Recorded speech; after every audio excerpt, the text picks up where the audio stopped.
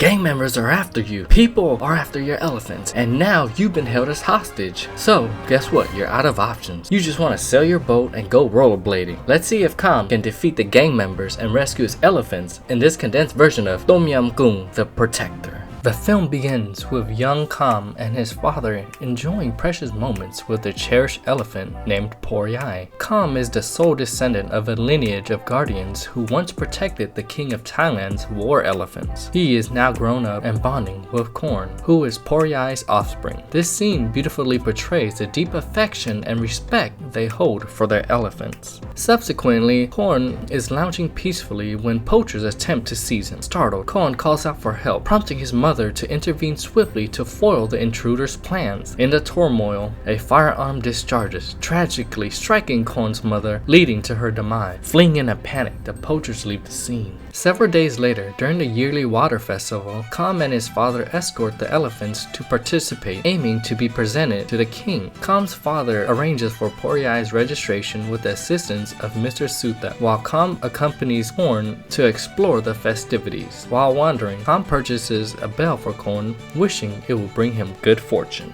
Returning to the registration area, the poachers, facilitated by Mr. Suthep's arrangement, appear to seize Poachers, despite Khams' father's efforts to prevent them. One of the poachers injures him temporarily with a firearm. This startles Poachers, causing him to go berserk amidst the festival. Seizing the chance, the poachers capture Khorn while everyone's attention is diverted. Witnessing the scene, Poachers spots the truck carrying Khorn and pursues it. Hurrying back to the registration area, Khams is horrified to find his father's injured and the elephants are gone. His father implores him to locate the missing elephant. Meanwhile, the poachers cunningly lure Poachers into a storage container and swiftly drive away with him inside. Despite Khams' efforts, hindered by the bustling crowd, he arrives too late to rescue his beloved elephant.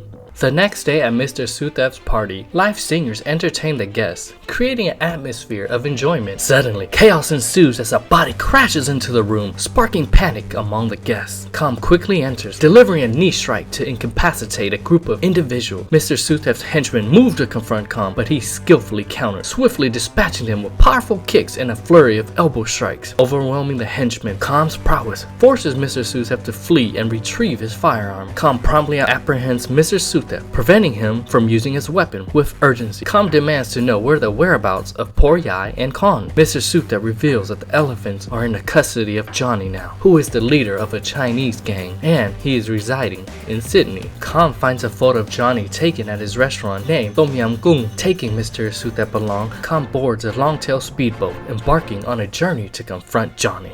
As Khams speeds through the water, Mr. Suthep's henchman gives chase, their boats crashing into obstacles as Khams expertly maneuvers to evade them. Frustrated by their failure, one of the henchmen resorts to gunfire, but his aim is wildly off, inadvertently striking a tanker and triggering a colossal explosion. Suddenly, a helicopter swoops in, manned by an armed henchman. Using his stormtrooper powers, the henchman shots misses Khams, who precisely dodges, using his surroundings to his advantage. Khams turns his boat into a makeshift ramp, causing the pursuing boats to collide with the helicopter in a spectacular explosion.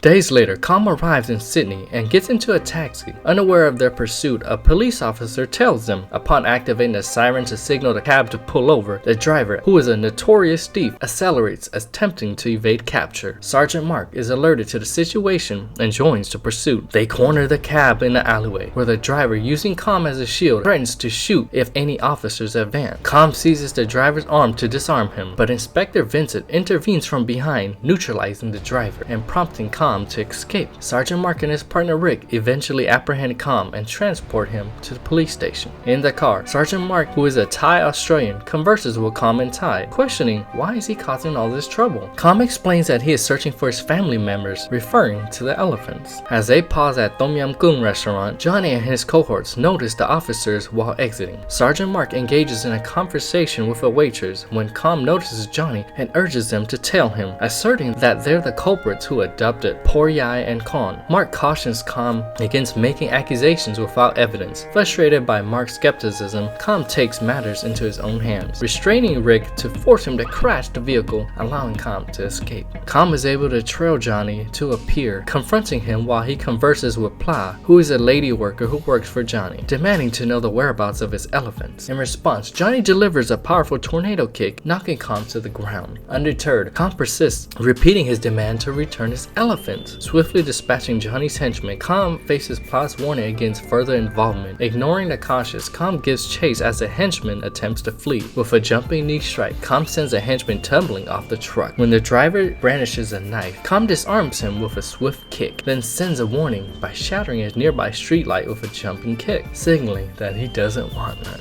Johnny reaches his drug rendezvous, only for Kham to catch up by forcing his henchman to reveal his whereabouts. Bursting into the scene, Kham swiftly incapacitates the henchman. Johnny, seizing a conveniently placed loud horn, signals his reinforcements. Suddenly, a swarm of rollerbladers and BMX riders descends upon the area at Johnny's command, tasked with eliminating Kham. Rollerbladers swing light bulbs as they zoom past, but Kham expertly dodges their attacks. Despite being surrounded, Kham skillfully evades the onslaught of attackers, weaving in and out of the train, incapacitating them one by one. Facing what seems like an endless wave of assailants, he uses the fences to his advantage, leaping over them and navigating through to outmaneuver his foes. Meanwhile, the Secretary General and Mr. Sims are unwinding at the spa when an assassin suddenly enters and swiftly eliminates them both. The shocking event is captured by the Secretary's camera. Hearing the gunshots, Mark and Rick, who are tasked with protecting them, bursts into the room. The assassin, before being cut off by Inspector Vincent, claims he was forced into the act. Unfortunately, he is silenced before revealing any further information. Rick questions Vincent's motive and is swiftly dispatched as well. In a tense moment, Vincent disarms Mark, only for Mark to break free and flee on a Segway, as Vincent calls for his men to apprehend him. Looks like he wants to frame Mark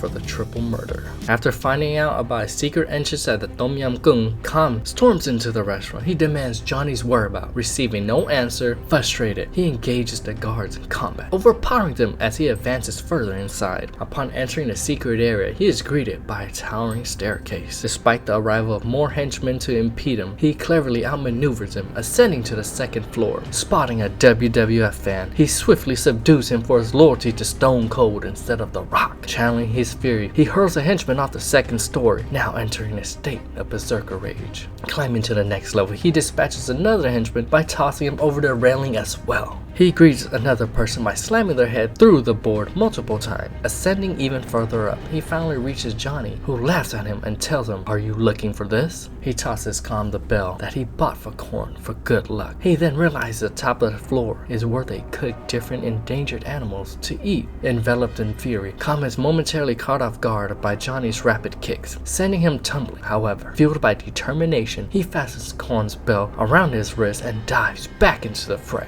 Skillfully countering every move Johnny makes, Kham eventually incapacitates him. Rushing into the back room, he discovers numerous captive animals and calls out desperately for Kham. Just as more henchmen arrive, he also dispatches them. Kham then is able to locate several imprisoned women alongside Mark. After freeing them, they're able to locate Kham and successfully make their escape. Later that evening, Kham brings Kham to the Buddhist temple for safety while he continues his search for Poor Yai. Returning later, they are shocked to find a temple engulfed in flames, with the monk battered and coughing on the ground. A mysterious figure awaits Kham on the Buddhist altar. They start the battle, with Kham getting caught off guard. A capoeira-style kick lands it right on his head. The fighter initiates a relentless assault, but Kham smoothly evades the flurry of kicks. Kham attempts to seize the initiative but encounters handstand kicks, leaving him bewildered by the unconventional fighting style. However, he managed to land a powerful kick to the head, gradually adapting to the fighter's offense. Evolving his strategy, Kham catches the opponent off guard with a kick to the arm, followed by another to the chest. Finally, he concludes the confrontation with a devastating tornado kick, incapacitating the fighter. fighter. Suddenly a sword hurtles through the air,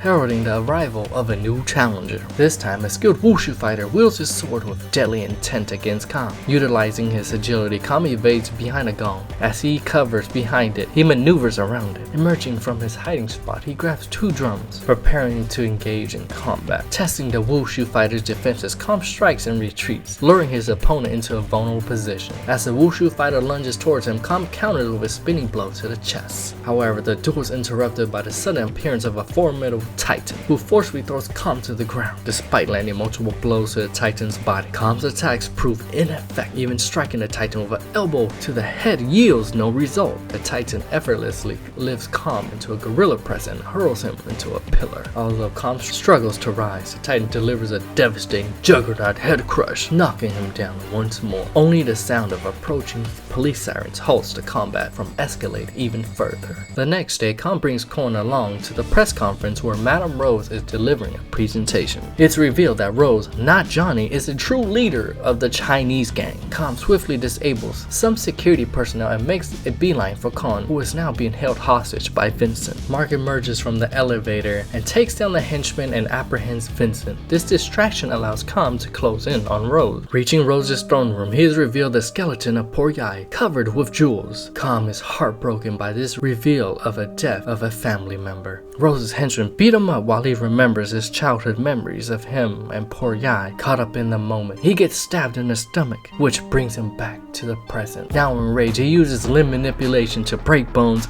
and lay waste to this sorry henchman, one after another, rushing in just to be broken apart. Showing no mercy, he does break after break after break like it's a Kit Kat commercial. The Titan resurfaces, prompting Khams and the behemoth to clash once more. Khams is able to seize his Titan's leg and lands a fierce elbow blow to the head. His strikes imbue with strength and determination derived from Poryai's memory. However, Rose's intervention with her whip shifts the momentum of the battle, enabling the Titan to send Khams hurling across the room. Despite the setback, Khams manages to trip the Titan and prepares to deliver a decisive blow, only for Rose to intervene with a deadly whiplash, disrupting his attack. Now, Khams tied up, the Titan, with his super meter full, delivers another juggernaut head crush, taking Khams down. And out of nowhere, 3 big meaty men appear. Korn also appears out of nowhere, but gets tossed through a glass window. Yes, a big meaty man just launched baby elephant. The Titan then gorilla presses Khams into the skeleton of poor Yai. Khams re-emerges with 2 bones strapped to his arms. He leaps out to deliver a smashing head strike onto the Titan. He then attacks the remaining meaty men, causing poor Yai's bones to break and turn into sharp objects. Now he slices and dices the meaty men and eliminates the Titan as well. Rose then tries to escape on a helicopter. Khams, giving no care about his life, leaps off the roof to deliver a knee strike to eliminate Rose, while he lands on the skeletons of poor Yai. The film ends with Khams reuniting with Korn.